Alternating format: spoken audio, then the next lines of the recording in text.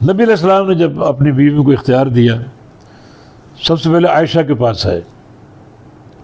عائشہ سے محبت بہت تھی، کم عمر تھی، تو ایک بات ان سے کہی جو باقی بیویوں سے نہیں کی کہ عائشہ تم سے ایک بات کہنا چاہ رہا ہوں، جلدی نہ کرنا، اپنے والدین سے پوچھ لینا پھر جواب دینا۔ نبی علیہ السلام کو یقین تھا ابو بکر اپنی بیٹی کو نبی علیہ السلام سے فراق کا مشورہ دے ہی نہیں سکتے۔ ام رومان عائشہ کی والدہ طلاق کی بات دے ہی نہیں سکتے، مشورہ دے ہی نہیں سکتے۔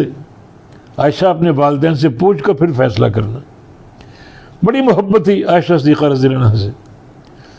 آپ سے پوچھا عمرو بن عاص نے، من احب الناس الیک یا رسول اللہ، آپ کو سب سے بڑھ کر محبت کس سے ہے؟ فرمایا کہ عائشہ سے۔ پوچھا مردوں میں سے کس سے؟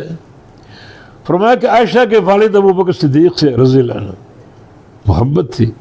اور ایک موقع پر آپ نے فرمایا تھا جب آپ کا قلبی میلان اور دل کا میلان عائشہ کی طرف زیادہ تھا باقی عورتوں کی بنسبت، تو آپ سمجھتے ہیں شاید یہ جرم نہ ہو، برابری ہونی چاہیے، تو آپ دعا کرتے کہ اللہم ھذہ قسمتی فیما املک، جو جس تقسیم کا میں مالک ہوں وہ میں کر رہا ہوں، بیویوں کو برابر حقوق دینا، برابر وقت دینا، برابر پہنانا کھلانا، وہ میرے اختیار میں، وہ میں کر رہا ہوں، لیکن دل کا معاملہ میرے کنٹرول میں نہیں۔ فلا تاخذنی فیما تملک ولا املک، جس چیز کا میں مالک نہیں تو مالک ہے، تیرے کنٹرول میں، اس میں میری پکڑ نہ کیجیے گا، میرا مواخذہ نہ کیجیے گا۔ اشارہ کیا تھا کہ عائشہ سے دلی محبت ہے بہت زیادہ، اور وہ محبت باقی عورتوں سے نہیں، سب سے ہے محبت، لیکن سب سے فائق اور اونچی محبت عائشہ سے، وہ میرے اختیار میں نہیں، دل کا معاملہ میرے اختیار میں نہیں، وہ تیرے اختیار میں۔ جو چیز میرے بس میں وہ میں برابری کی بنیاد پر کر رہا ہوں، اور جو میرے بس میں نہیں وہ تیرے سپرد ہے، اس میں میرا مواخذہ نہ کیجیے۔ تو یہ بات ہم نے عائشہ سے کی، باقی عورتوں سے یہ بات نہیں کی، لیکن تمام بیویوں نے اللہ کو چاہا، اللہ کے رسول کو چاہا اور روز آخرت کو چاہا۔